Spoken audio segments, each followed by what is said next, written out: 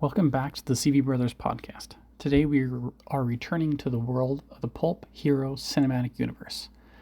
As we had discussed before, Phase 1 was all about introducing the heroes, setting up the world, and bringing them together.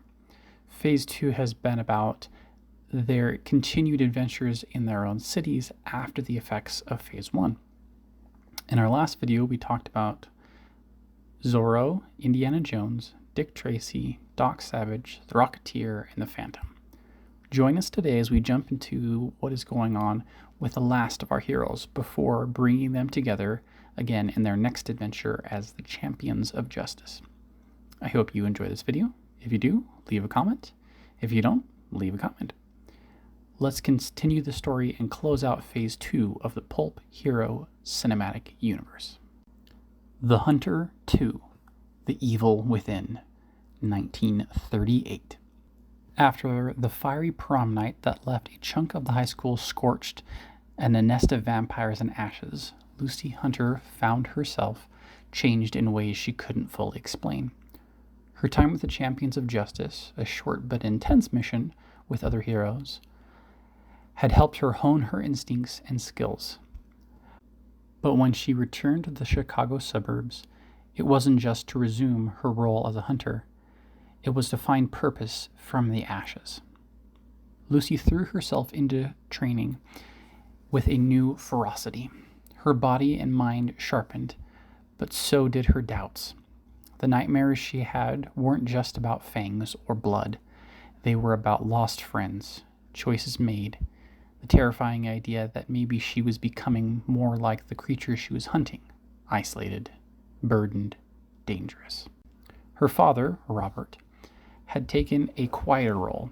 While Lucy hunted, he buried himself in old journals, scrolls, oral records passed down by aging hunters scattered across the world.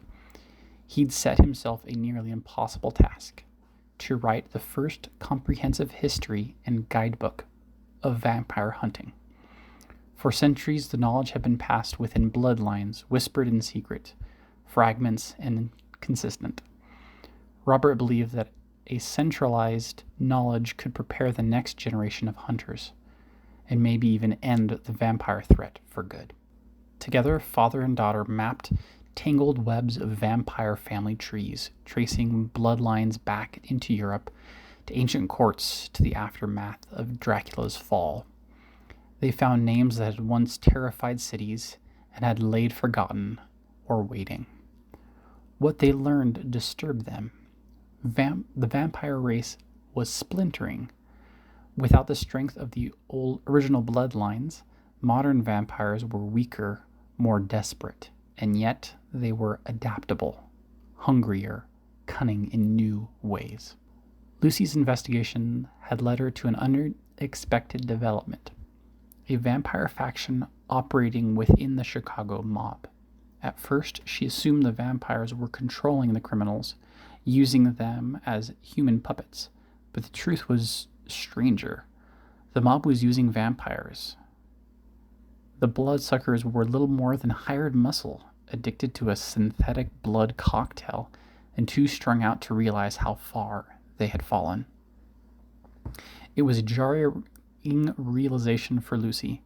These creatures weren't monsters of old legend. They were addicts, victims. Some were centuries old, wasting away in speakeasy basements like ghosts of a forgotten war. Still, danger lingered. The mob-vampire alliance was fragile, but it threatened to grow into something more organized. If a strong vampire bloodline decided to take control, it could fuse the two forms of corruption into something deadly. Lucy and her father knew they had to act quickly. They launched a strike during the chaos of the ongoing Chicago gang war, referenced in Dicktracy Wanted. Amid the confusion, Lucy and her father took down the vampire lieutenant controlling the mob's undead enforcers. The battle raged across rooftops and alleyways, culminating in a fiery ambush in an abandoned slaughterhouse. The old vampires fell, not just to Lucy's weapons, but to their own weariness and infighting. In the aftermath, Robert Hunter made a decision. The fight had taken too much of him, physically and emotionally.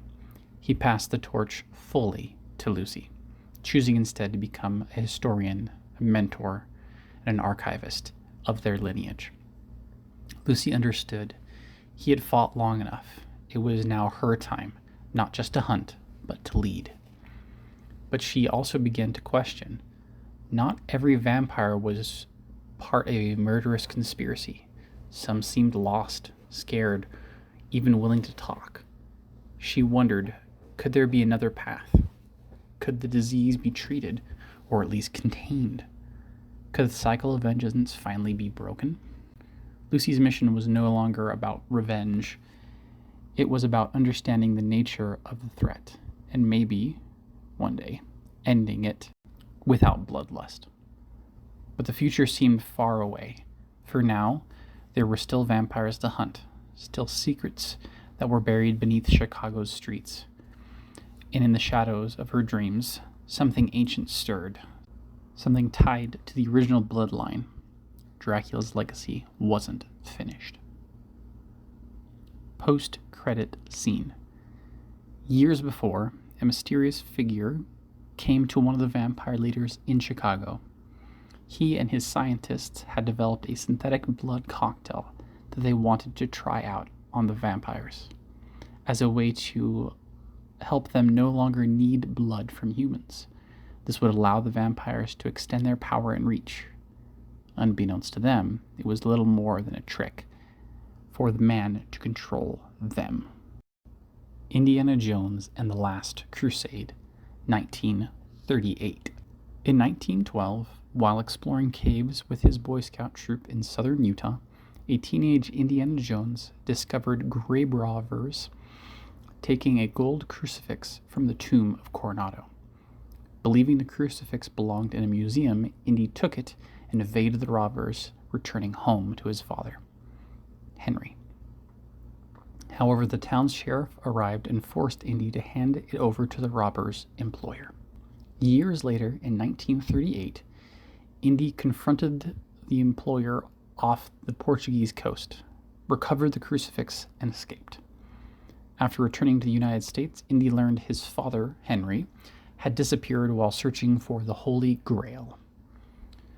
Walter Donovan, Henry's financial backer, tasked Indy with finding both Henry and the Grail. Indy received a package containing a diary which Henry had recorded his research of the Grail for decades. Traveling to Venice with his friend Marcus Brody, Indy met up with Henry's assistant, Elsa Schneider, and discovered a secret catacomb beneath the library where Henry had last been seen.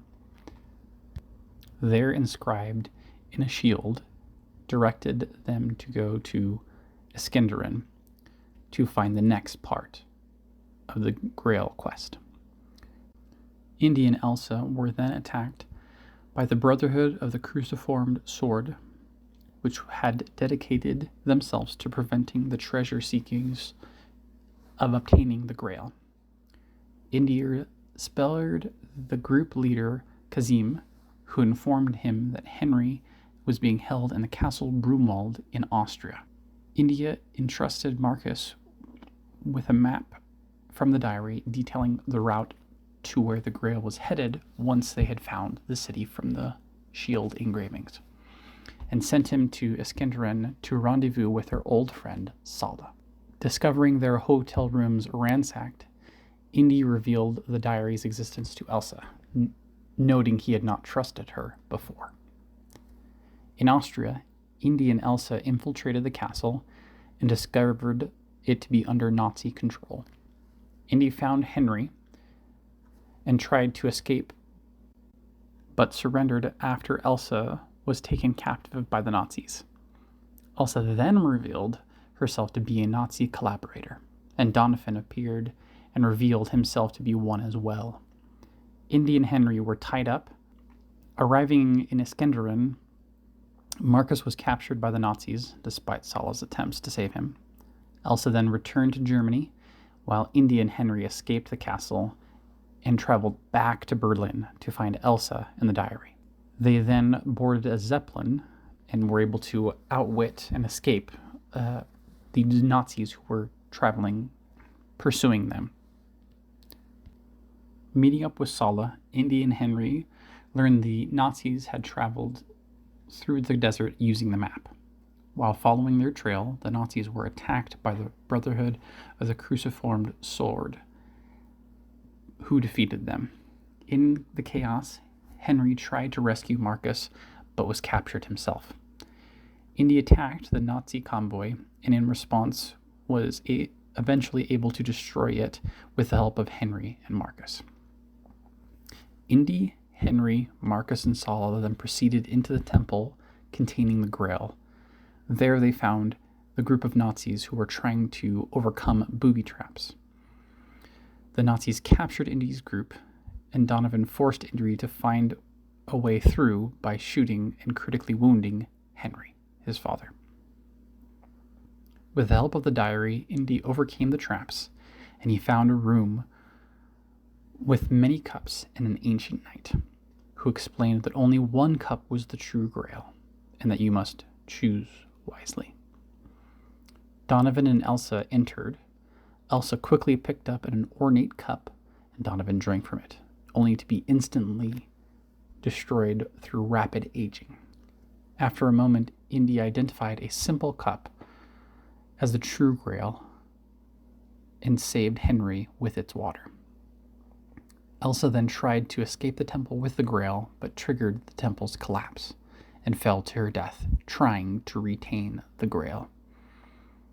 Indy tried to save the Grail from falling, but almost fell himself. Henry convinced Indiana to let it go. Indy and his companions managed to escape and ride off into the sunset. Post-credit scene. Back at home, after returning from his latest adventure, Indiana and Marion were approached by an older shadow who wished to have a conversation about his exploits as an adventurer and the possibility of helping others in the future. He explained how they were both champions of justice in their life and that a great evil was coming. He needed Indiana's help to gather and train a new generation of champions to stop the evil and to save the world. Champions of Justice. The Darkness Underneath. 1939. The smog-shrouded dawn of California was troubled with a pattern that began to emerge. People and animals were vanishing without trace across the state. Rumors swirled, local authorities were baffled, and panic simmered beneath the surface. Concerned by the scale and the strange nature of the disappearances, Indiana Jones and Docsavage convened a secret meeting with Doc's brain trust. Their suspicions confirmed, so they assembled the team known as the Champions of Justice. New to their ranks was the legendary swordsman Zorro. With his unmatched knowledge of California's shadowy past, the investigation began in Sacramento. What started as a search quickly turned into a siege. The city was attacked by gruesome hybrids, twisted fusions of man and beast, metal and flesh. Human-animal monstrosities and mechanical animal constructs rampaged through the streets, spreading terror and chaos. The champions fought valiantly to protect the innocent and uncover the truth. Their investigation led them to a chilling revelation. The architect of this horror was none other than the infamous Dr. Death, a doctor who had been cast out of the scientific community for his inhumane theories on gene splicing and cybernetic infusion. He had found refuge and funding from an unknown benefactor. In the shadows, he had built up an army using kidnapped civilians and wildlife as raw materials for his monstrous experiments. Tracking the creatures as they escaped, the champions discovered a vast network of tunnels beneath Sacramento, some dating back to the gold rush, others even older. As they descended deeper, the architecture shifted, revealing ancient caverns beneath the sewers and the bones of an old city. Eventually, the trail led them to an abandoned silver mine on the outskirts of the city. There, Dr. Death had constructed a hidden laboratory, an unholy cathedral of science gone mad. Inside, cages lining the walls, filled with terrified captives and failed creations. The champions stormed into the compound and chaos erupted. A violent clash ensued between the heroes and the abominations of Dr. Death's twisted genius. In the ensuing battle, the mine's structural integrity gave way. Amid the collapsing tunnels and shattering stones, the team rescued as many captives as they could and cornered Dr. Death. He was brought to justice, and his operation was ruined. But as the dust settled, a new and more disturbing question lingered. Who had funded this nightmare? Post-credit scene. Years earlier, after a public disgrace, a defeated Dr. Death sat alone in a ruined lab, his dreams shattered. A cloaked figure approached from the shadows and sat beside him. The voice emerged from this shadowy figure, calmly calculated, persuasive. The world was never meant to understand visionary men like you, but I do. Your work deserves to continue with a purpose. Join me and help build something far greater. The two figures disappeared into the night. A new conspiracy was born, one that threatened not just California, but the world.